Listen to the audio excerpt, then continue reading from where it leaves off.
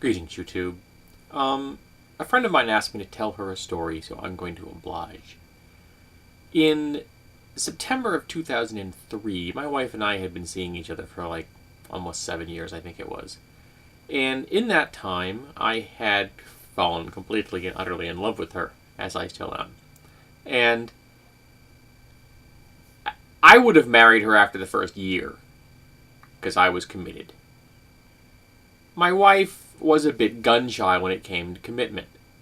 She'd married fairly soon out of high school, been married for like 9 years, I think, and had been separated. So she was, not willing to just hop right back into the next relationship. I'm a committer, so I don't have a problem with that. So I didn't ask her.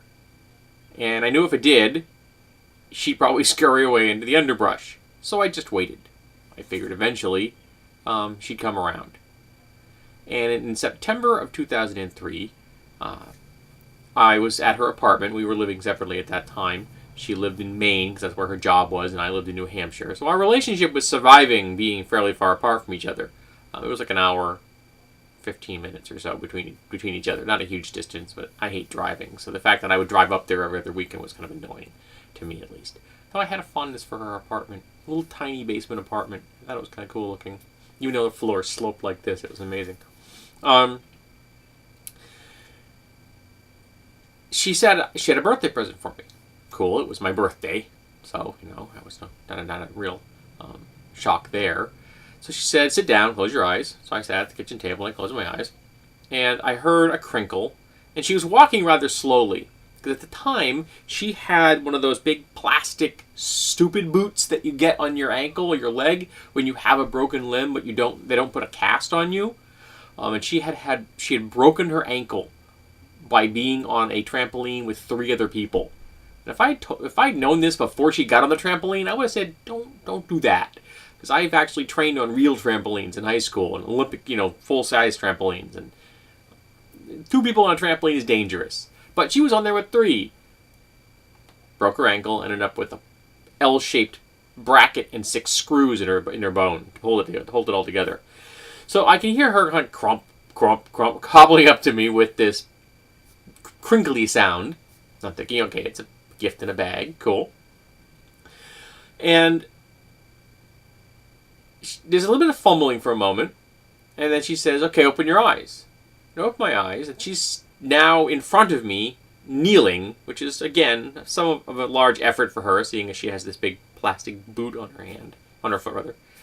And next to her is a big paper bag, and she says, will you marry me? And of course, I smile like an idiot, and of course I say yes. Now, what's interesting is this is not the plan my wife had in mind. My wife had a far more elaborate plan in mind.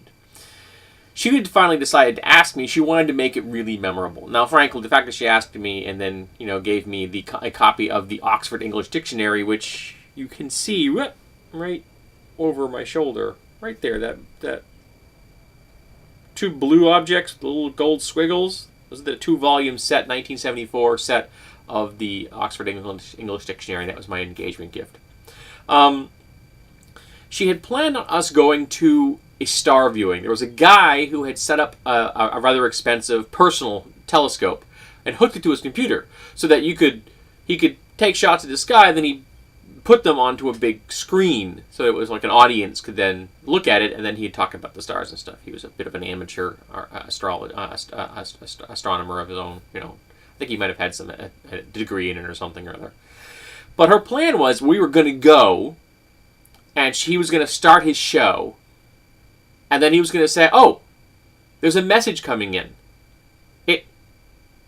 Yes, here it is. It's coming into focus. And then it would come into focus, and he was going to broadcast on the screen the message, James, will you marry me? I'm assuming she was going to have her name in the corner just in case there was another person named James there with his girlfriend, because that might have been awkward. But my wife's elaborate plan collapsed because the universe did not cooperate with her. It had been overcast for like days, and it was going to be overcast for days during my birthday weekend. So she had no opportunity to pull this off. And she felt very bad because it would have been an epic engagement story to tell. You know, I got a message from space asking me if asking me if I would marry my wife, which is kind of cool. So I never got a wedding ring, engagement ring. I got an engagement Oxford English Dictionary. My wife asked me. I didn't ask her, simply because she was a little on the gun shy side. And so lots of people see me in the videos, and I'm wearing 2 rings. Now the ring on this hand here, with the stripe in the middle. Now the dark metal on this ring is titanium, and the light colored metal on this ring is silver. So it's a combination of titanium and silver. It's the silver band is let into the titanium, and this actually has our initials and the date of our wedding engraved in it. Because this is my first wedding ring, and this is my second wedding ring. This one is made out of tungsten. Now you're asking, why do I have 2 wedding rings? Well, I'm going to show you why I have 2 wedding rings. I have a cat in my lap too. All right, let me get these in here. Now you notice there's a significant size difference between these 2 wedding rings, because when I got this one here, I weigh 70 pounds more than I do, and I wear this one now. So this one just fell off my hand. I couldn't wear it anymore. And it's tungsten, you can't get it resized. So we got new rings. There's titanium, I can't get it resized. So I get the new one without tungsten, which you also can't get resized. An interesting side note, this is made out of the same substance that they use as cutters in emergency rooms to get rings off your finger. They use tungsten cutters. Now a tungsten cutter will actually go through titanium.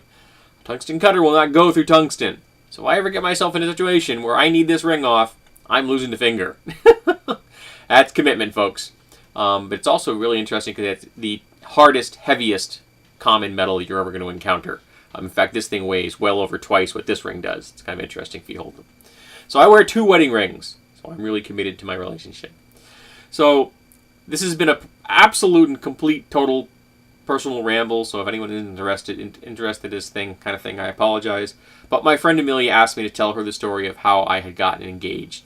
And I think I've told her before. I might have done it in an email or something. I don't know if I've ever told it formally here on the channel. So here it is. And if I have told it in the past, well, I've got 2,100 videos. Sometimes even I can't keep track of them. So this has been me, and this has been Mandris. Hello! Is she happy? She looks so thrilled, doesn't she? Oh yes, that's a creepy cat face.